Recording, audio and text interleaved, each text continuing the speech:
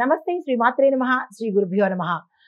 ఈరోజు జూలై 24, 2025 గురువారం నాడు ప్రత్యేకమైన తిథి అమావాస్య. అయితే శ్రీ విశ్వావసునామ సంవత్సరం దక్షిణాయనం గ్రీష్మ ఋతువు ఆషాఢ మాసం కృష్ణపక్షం. ఈరోజు సూర్యోదయ సమయము తెల్లవారుజామున 5:56 సూర్యాస్తమ సమయం సాయంత్రం 6:48 వరకు. అయితే ఈ రోజు తిథి అమావాస్య రాత్రి 12:43 వరకు. తదుపరి పాడ్యమి తిథి ప్రవేశము. నక్షత్రం పునర్వసు సాయంత్రం 4:44 వరకు. తదుపరి పుష్యమి నక్షత్ర ప్రవేశము. ఈరోజు వద్యం రాత్రి 12:28 నుంచి రాత్రి 2:01 వరకు. దుర్ముహూర్త సమయం మధ్యాహ్నం 3:22 నుంచి సాయంత్రం 4:14 వరకు. రాహుకాల సమయం మధ్యాహ్నం 1:59 నుంచి మధ్యాహ్నం 3:35 వరకు. యమగండ కాలం తెల్లవారుజామున 5:56 నుంచి ఉదయం 7:33 వరకు.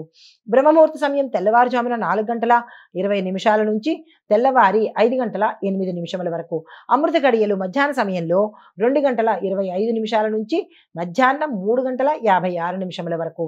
ఈరోజు అభిజిత్ ముహూర్తం ఉదయం 11:56 నుంచి మధ్యాహ్నం 12:48 వరకు. ఇది నేటి పంచాంగం. నమస్తే. తదుపరి రాశి మకర రాశి. ఈ రాశిలో ఉండే ప్రతి ఒక్కరూ కూడా పనుల్లో ఓర్పు పెట్టుకోవడము, కుటుంబంలో తాత్కాలికంగా కలహాలు వచ్చే అవకాశం కనబడుతోంది. సమన్వయం పాటించే ధోరణిని అలవరుచుకోండి.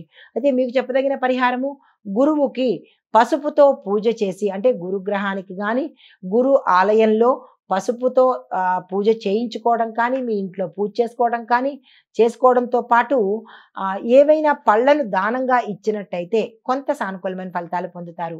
నమస్తే.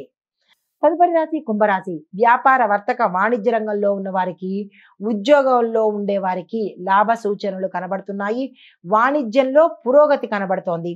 అయితే కుటుంబంలో కూడా కొన్ని సంవత్సరాల నుంచి వేధిస్తున్న సమస్యలకు చెక్ పెట్టే అవకాశం కనబడుతోంది. ధైర్యంగా మీరే ముందుకు అడుగు వెయ్యాలి. అది పురుషులు కావచ్చు, స్త్రీలు కావచ్చు. కొన్ని సంవత్సరాల నుంచి వేధిస్తున్న సమస్యలు కానీ, పడుతున్న ఇబ్బందులు కానీ ధైర్యంగా ముందుకు వేయండి. సక్సెస్ మీకే వస్తుంది. అయితే పరిహారంగా విద్యార్థులకు పుస్తకాలను దానంగా ఇచ్చుకున్నట్టయితే మీ యథాశక్తి ఒకరికి కావచ్చు, ఇద్దరికి కావచ్చు, దానంగా ఇచ్చుకున్నట్టయితే కనుక మంచి ఫలితాలు పొందే అవకాశం కనబడుతోంది. నమస్తే. తదుపరి రాశి మీనరాశి. ఈ రాశిలో ఉండే వ్యక్తులకు, అంటే అన్ని రంగాలలో ఉన్న వాళ్లకు స్నేహితుల ద్వారా ఇబ్బందులు వచ్చే అవకాశం కనబడుతోంది. అది మీ సహోద్యోగులు కావచ్చు, మీ ఫ్రెండ్స్ కావచ్చు, లేదా మీతో పాటు చనువుగా తిరిగే వ్యక్తులు కావచ్చు. మిమ్మల్ని ఇబ్బంది గురి చేయడం కానీ, లేదా అంటే సమస్యలు సృష్టించడం కానీ జరిగే అవకాశాలు కనబడుతున్నాయి. వారితో జాగ్రత్తగా ఉండే ప్రయత్నం చేసుకోండి.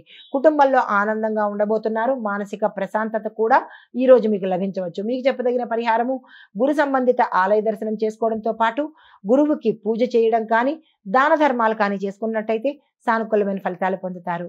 నమస్తే.